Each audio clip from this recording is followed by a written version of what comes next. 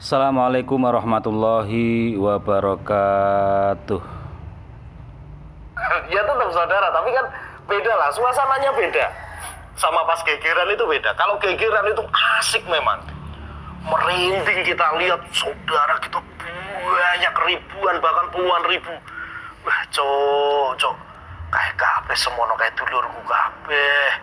Bengok-bengok, lur, halo lur, halo lur. Itu menyenangkan dan kita itu ngerasa haru, terenyuh, bahagia memang. Karena saya juga merasakan itu pada saat event-event seperti itu. Kalau dulur-dulur yang sering berangkat gegeran, coba deh jujur-jujuran. Merinding nggak? Bangga nggak? Terharu nggak? Seneng nggak? Lihat dulur-dulur banyak ngumpul dari luar kota, perjalanan berjam-jam mereka datang.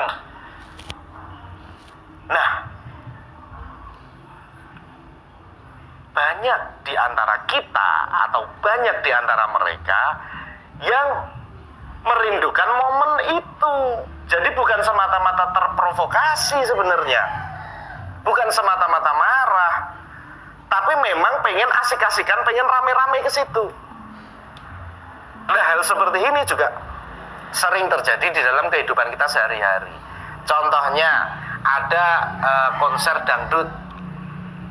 Nggak semua yang datang itu pengen nonton dangdutnya. Ya. Bismillahirrahmanirrahim. Qulillahumma malikal mulki tu'til mulka man tasha wa tanzi'ul mulka mimman tasha wa tu'izzu man tasha wa tudhillu man tasha biyadikal khair innaka ala kulli syai'in qadir. Ya, teman-teman semua, saudara-saudara, dulur-dulur dimanapun panjenengan semua berada.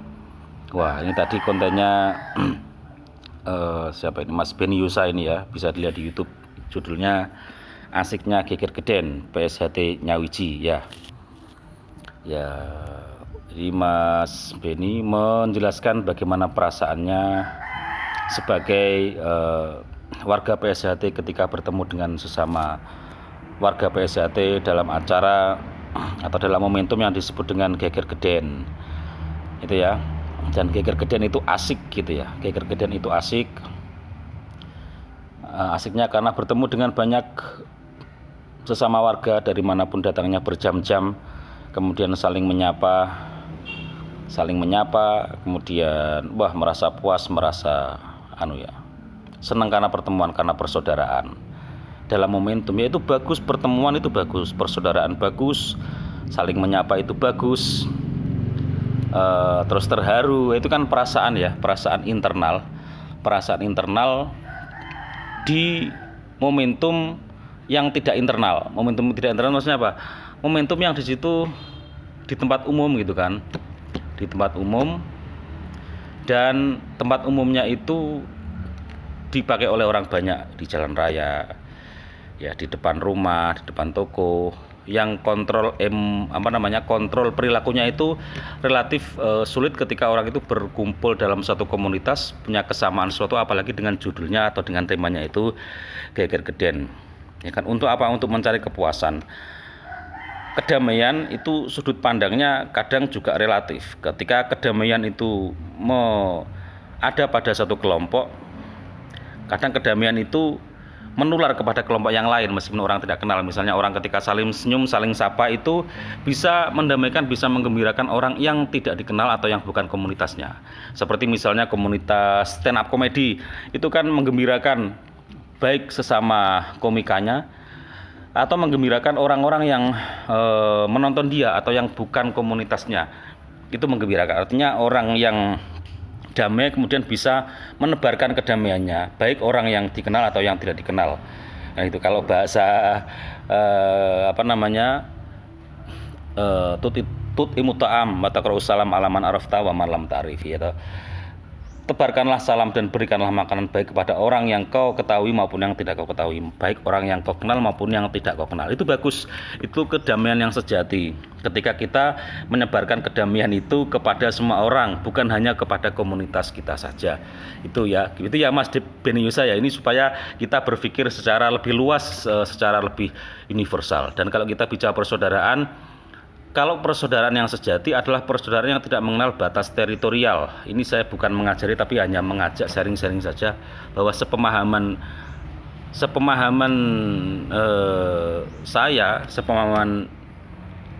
orang yang kalau mau berpikir secara lebih mendalam dan meluas, maka persaudaraan itu tentu tidak mau didangkalkan ataupun dipersempit oleh batas-batas tertentu, oleh simbol-simbol tertentu, baik itu agama, kesukuan, atau apapun itu namanya.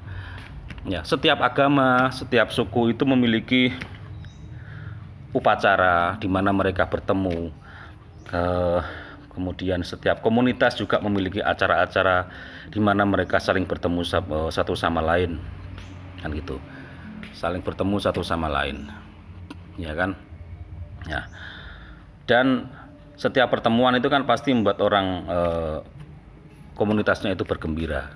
Dan orang yang kalau jiwanya itu sudah kaya ya, artinya orang yang jiwanya itu sudah kaya, dia mampu untuk membahagiakan dirinya tanpa menuntut atau mengemis pengakuan dari orang lain gitu ya. Tanpa harus menakut-nakuti orang, dia sudah bahagia, dia sudah genap dengan apa yang membuatnya bahagia. Itu artinya dia tidak perlu menjatuhkan orang lain untuk meninggikan dirinya. Nah, orang yang sudah tinggi itu biasanya akan justru merendahkan gitu, karena dia tahu ketinggian itu salah satu resikonya cuma satu, yaitu kejatuhan. Ketinggian itu resikonya adalah kejatuhan. Wa man nu'ammirhu nunakisu fil khalq. Itu surat Yasin kalau Anda sering baca ya, kalau saudara-saudara sering baca. Jadi barang siapa yang oleh Allah dipanjangkan umurnya, maka dia akan diberikan kondisi awal di mana dia itu dulu dilahirkan di awal-awal ya. Wa man nu'ammirhu nunakisu fil khalq. Allah mengurangi kekuatan orang itu ketika dipanjangnya umurnya. Ketika umurnya diperpanjang, maka kekuatannya itu akan dikurangi. Di dalam proses penciptaan kemakhlukan itu seperti itu. Misalnya orang yang kuat, ya orang tambah umur, tambah dari kecil menjadi dewasa itu kan kekuatannya bertambah. Nah, semakin kekuatan bertambah ketika dia memuncak, maka dia akan mengalami yang namanya nunakisu fil khalq, di mana Allah itu mengurangi kekuatannya dalam proses kemakhlukannya ini. Contoh misalnya ketika orang itu waktu kecil kan belum mampu berbicara, terus tambah dewasa dia makin fasih, nanti tambah semakin usianya lanjut, nanti berbicaranya juga akan lemah lagi. Nah, seperti itulah. Kalau kita menyadari hal seperti ini, maka kita akan mampu berpikir sesuatu yang lebih sejati, lebih meluas, lebih mendalam tanpa terikat oleh apa yang namanya sekat-sekat, baik itu organisasi, kesukuan, atau agama, atau yang lain-lain. Nah, ketika kebahagiaan itu masih memerlukan ketakutan orang lain, berarti itu kebahagiaannya bukan kebahagiaan yang sejati. Dan alam semesta itu memiliki daya hitung yang luar biasa. Alam semesta itu memiliki daya hisab. Hisab itu bukan menghisab, menyedot. Hisab itu artinya hitung. Yaumul hisab disebut hari perhitungan. Itu kan contohnya tidak hanya di akhirat ya. Kalau hakikatnya mungkin yang digambarkan dalam agama mungkin ya di akhirat nanti. Akan tetapi di dunia pun kita sudah menyaksikan itu. Pasti akan ada karma-karma. Wa may ya'mal mithqala dzarratin khairan yarah. Wa may ya'mal mithqala dzarratin syarran yarah. Ya, jadi balasan-balasan itu pasti ada, baik dalam kehidupan individu maupun sosial. Ketika kita menjadikan kebahagiaan orang lain sebagai tumbal, kita menjadikan ketakutan orang lain itu sebagai tumbal kebahagiaan kita, maka disitulah sebenarnya kita sedang menumpuk karma-karma buruk. Kita sedang menumpuk hakim-hakim yang suatu saat juga akan menghakimi kita. Mungkin orang dalam beramai-ramai seperti yang disebut oleh Mas Beniusa geger geden itu, orang bisa berbangga dengan jumlah banyaknya anggotanya. bangga, dia senang ya ketika orang itu bertemu dengan sesuatu yang sama dengan dia akan merasakan energi yang lebih gitu. Nah, akan tetapi ketika dalam kesendirian, Anda coba amati sendiri. Amati perbandingan hidup Anda ketika sampean itu berada dalam banyak orang, kemudian ketika Anda sendirian, betapa miskinnya diri Anda kan gitu. Ketika banyak orang itu merasa, saya berkuasa, saya gagah, saya bisa melakukan apa saja tanpa orang lain berani membalas karena jumlah saya banyak. Coba ketika Anda dalam kehidupan sendiri, di kamar sendirian, apa yang sedang Anda pikirkan dan hal apa yang akan Anda alami di masa berikutnya. Ini sendiri-sendiri, karena alam semesta itu luar biasa daya kehakimannya, penghakiman alam semesta itu luar biasa. Itu pasti terjadi, itu pasti, karena Al-Quran sendiri yang merupakan kalam Allah itu menyatakan wa may ya'mal mithqala dzarratin khairan yarah wa may ya'mal mithqala dzarratin syarran yarah. Ya sapa sing nglakoni apik bakal ketitik, sing nglakoni Allah bakal ketara. Kan seperti itu ya Mas Beni Yusa ya. Kalau soal kita bangga menemukan dulur itu kan sebenarnya bisa dengan momentum yang lain. Entah itu momentum pas pengesahan atau momentum apa saja, itu pertemuan kan bisa terjadi. Nah, kalau yang seperti disebutkan Mas Beni Yosa tadi, saya kira kebanggaan seperti itu tidak murni karena pertemuan saudara ya, pertemuan sesama warga PSHT ya, tapi juga kebanggaan karena ingin menunjukkan eksistensi iki lho wong isih akeh, kowe sapa kan gitu kan. Ya, seperti itu. Itu yang kita maksud dengan kebahagiaan yang masih dikontrol oleh ketakutan orang lain. Saya kira ini masalah pemikiran. Jadi kalau disebut sebagai oknum ya tidak juga, karena Mas Beni ini pelatih loh dan dia prestasinya bagus. Artinya dan itu kalau misalnya tidak ada yang menyangkal apa yang dikatakan oleh Mas Beni Yusa tadi bahwa geger-gedean itu asik, ya berarti itu sudah lagi bukan oknum kan gitu. Kalau oknum kan perorangan. Oknum itu artinya orang, perorangan ya, tidak disepakati secara massal gitu. Nah, kalau seperti itu berarti kan bukan oknum kan gitu. Seperti itu ya. Ini saya tidak ingin menghakimi apapun, tetapi hanya untuk mengajak berpikir, karena akal ini kan ciptaan Allah yang hukumnya itu abadi. Dia tidak bisa tidak bisa diingkari. Meskipun ada 1 juta orang mengatakan 2 tambah 2 sama dengan 5, ini akal tetap mengatakan itu salah gitu. Meskipun siapapun orangnya, berapapun jumlahnya orang yang mengatakan 2 tambah 2 itu ya tetap 4. 2 tambah 2 tetap 4 ya. Kalau ada orang mengatakan 2 tambah 2 sama dengan 10, meskipun yang ngomong itu presiden, meskipun yang ngomong itu orang seluruh dunia, itu tetap saja salah ya. Jadi ternyata dari sini kita belajar bahwa yang namanya mayoritas, yang namanya jumlah banyak orang itu bukanlah tolok ukur kebenaran. Nah, sedangkan kita hidup ini lahir sendirian dan nanti mati juga akan sendirian. Jadi kebersamaan itu hanyalah kebersamaan semu sebenarnya ya. Apapun kebersamaannya, kalau tidak menuju kepada keabadian, kalau tidak menuju kepada kesadaran akan asal usul kita dari mana dan kita akan kembali kemana, maka apapun persaudaraan itu dia hanya semu saja. Jadi sebenarnya itu hanya indera kita tertipu, mata kita tertipu melihat sesuatu, sebagaimana kita melihat tongkat ketika dicemplungkan, dimasukkan ke dalam air, kelihatannya tongkat itu bengkok, tapi sebenarnya dia tetap lurus. Fata morgana di siang hari saja, kalau kita melihat aspal dari jauh itu seakan-akan ada airnya, akan tetapi ketika kita kejar airnya tidak ada. Nah, itu kan. Teman juga seperti itu, yang kita sebut sebagai saudara juga seperti itu. Ada teman yang ada ketika kita senang, ada teman yang ada ketika kita susah. Ada teman di grup WA, ada teman di satu komunitas. Tapi ketika teman kita saat mati, saat itu apa kan itu? Masa setelah di dunia ini hingar-bingar memuja-muja diri, memuja-muja komunitas, tapi setelah mati kemudian sendirian, kan kaget orang ini. Kaget. Karena hukum alam yang ada di dunia berbeda dengan hukum alam yang ada di kehidupan berikutnya. Jangankan di kehidupan berikutnya ya, di kehidupan sekarang pun orang mimpi saja itu bisa berbeda. Mimpi itu kan kalau di alam nyata ini kan kita api itu panas, tapi kalau mimpi api itu tidak panas.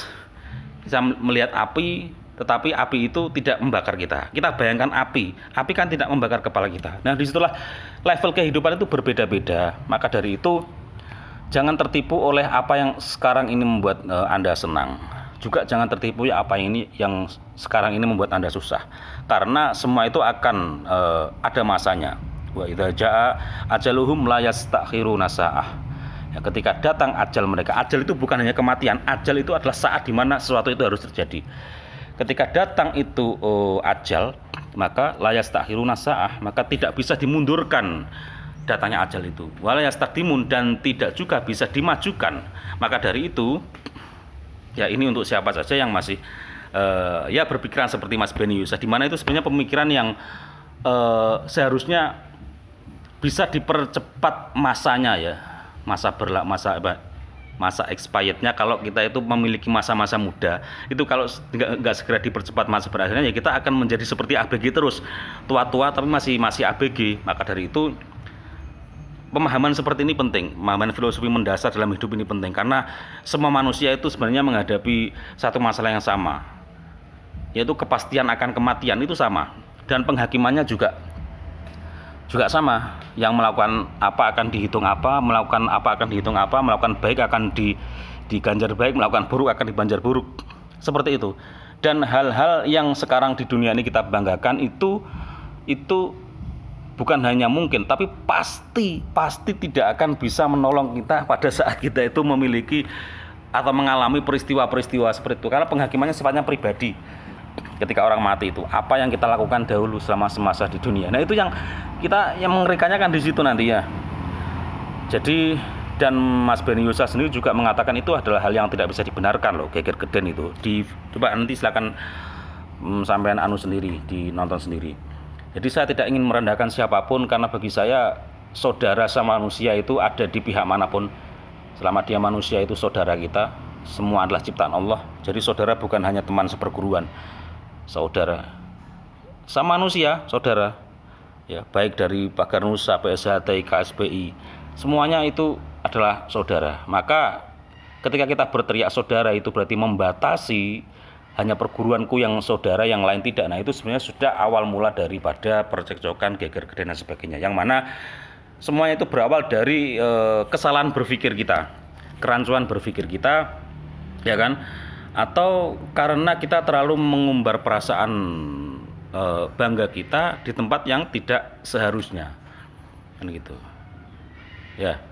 Jadi kalau Mas Beni Yusah mengatakan bahwa momentum geger geden itu bedanya karena apa? Ketemu saudara dari manapun ya, itu sebenarnya bisa momentum yang lain juga bisa, pengesahan atau bikin acara apa sama anggota bisa bertemu, kan gitu ya. Meskipun sebenarnya tidak hanya itu, tapi karena apa? Menunjukkan eksistensi itu loh yang membedakan itu. Ini loh aku, kamu siapa, kan gitu. Dan saya kira gitu ya Mas Beni Yusah ya. Mari kita saling mengingatkan, tidak hanya pada level kita hanya ya, nasihat itu kan juga dari manapun datangnya ya. Dan kesalahan perilaku, kesalahan tingkah itu bermula dari kesalahan berpikir. Ya, banyak peristiwa-peristiwa yang kalau dalam Al-Quran bisa kita ambil, di mana contoh seperti Fir'aun itu kan kurang apa kuatnya itu, 1000 tahun lebih ya berkuasa Fir'aun ini, tapi akhirnya juga tumbang juga, kan gitu. Jadi itu sebenarnya pengingat bagi semua manusia ya. Namrud juga seperti itu, raja yang dikdaya, yang kuat. Ketika eranya habis, ya sudah selesai ya. Fir'aun tinggal sekarang mumi, dijadikan sebagai tontonan. Bahkan yang dulu mengatakan ana rabbukumul a'la, aku ini Tuhan yang lebih tinggi gitu, seperti itu. Jadi ya manusia saya kira perlu belajar ya, ini tidak hanya untuk PSHT sebenarnya. Ini kan baru saja ada momentum kemarin di Jalan Taman Siswa di Jogja kemarin ya. Jadi mari kita rubah pikiran kita bahwa yang dimaksud saudara, dulur itu bukan dulur yang satu perguruan saja. Lain perguruan juga dulur. Bahkan kita sama tumbuh-tumbuhan, sama hewan itu juga ada ketersambungan. Artinya apa? Sesama makhluk Tuhan, nah gitu. Ada ketersambungan di situ. Ketika kita menyakiti mereka, tumbuhan atau hewan, itu sebenarnya kita sedang merusak keharmonisan alam semesta, dan mereka itu kan bagian dari alam. Kalau kita merusak mereka berarti kita sama dengan berjalan secara tidak harmonis dengan alam. Karena apa? Ada yang tersakiti, kan gitu. Ya, kalau kita mengukur persaudaraan itu adalah sebatas apa yang menjadi pihak kita, komunitas kita, sedangkan orang lain terkena teror, terkena rasa takut karena itu, dan kita bangga ketika orang lain takut dengan kita, itu sebenarnya kita sudah berbuat tidak harmonis kepada alam semesta.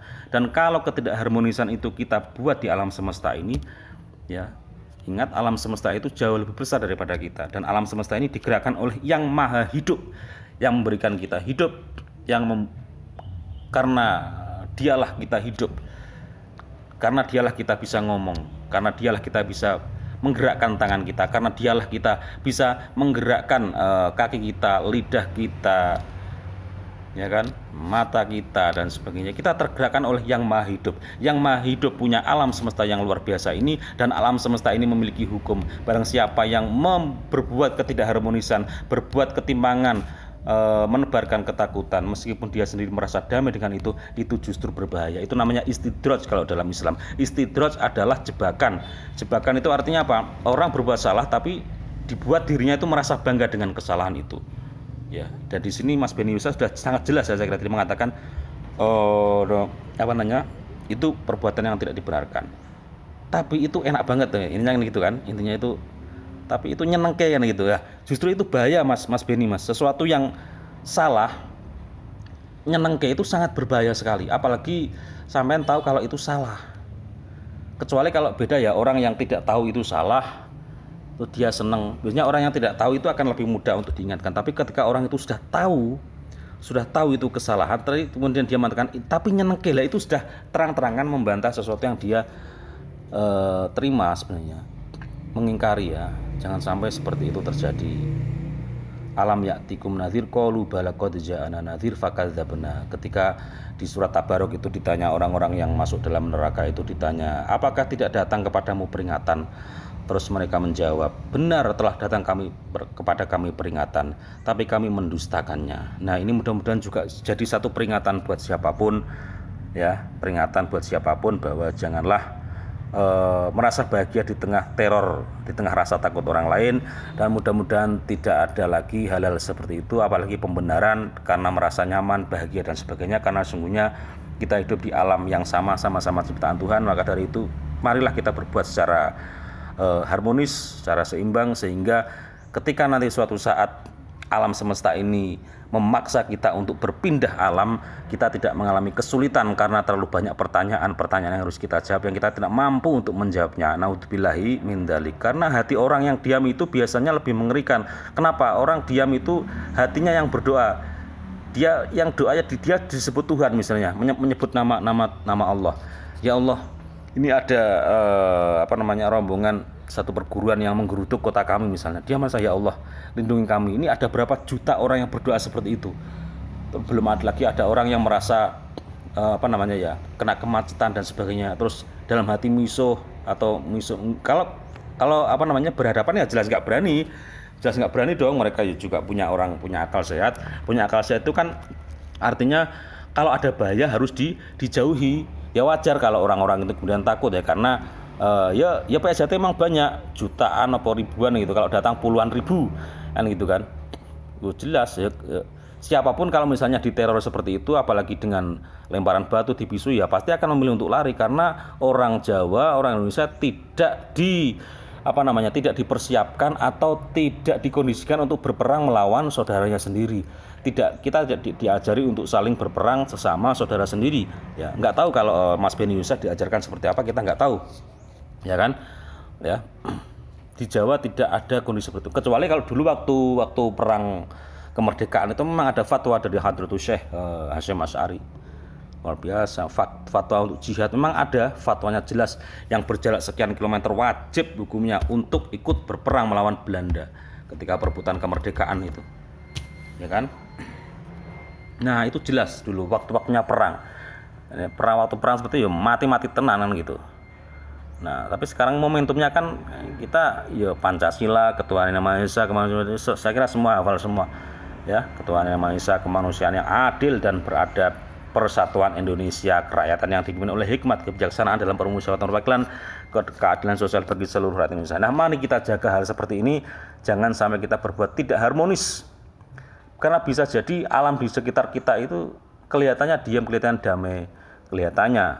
Ya, tapi kalau menurut ya pengajian para yai, menurut hadis-hadis itu ya sebenarnya alam semesta itu minta izin sama Allah, ya Allah aku tumpahkan saja manusia ini. Air laut juga seperti itu, ya Allah izinkan aku tumpah ke darat untuk menenggelamkan manusia-manusia itu. Tapi ditahan sama Allah, kadang ditahan sama doa-doanya orang soleh loh ya. Wali Allah itu mendoakan. Jadi kenalilah ya, saya kira untuk Mas Beni Yusa, kependekaran, kesaktian itu baru levelnya ya masih di bawah dengan spiritualitas gitu. Apa itu kalau istilahnya Cak Nun itu ya? Ada Satrio Pinandito Sinisian Wahyu. Ada seperti itu juga. Terus ada istilah keris, pedang, cangkul dan sebagainya. Ksatria, pandito, pendeta. Nah, pendeta itu urusnya spiritual, di bawah itu ada ksatria. Kalau ksatria itu urusnya fisik, urusnya perang. Nah, bagus orang mencapai itu, tetapi jangan berhenti di situ ya Mas Beni ya. Saya kira pelajar ya, orang keren itu kalau sudah dia menenggelamkan egonya itu, bisa dia menepkan, bisa dia endapkan, itu luar biasa sekali. Orang yang mempunyai kemampuan untuk menunjukkan kekuasaan, tapi dia kemudian menggunakan kekuasaan itu untuk keindahan, untuk estetika, untuk kedamaian, itu justru nilainya malah luar biasa sekali. Dan saya yakin orang yang menebarkan kedamaian seperti ini, dia akan mati dalam keadaan damai.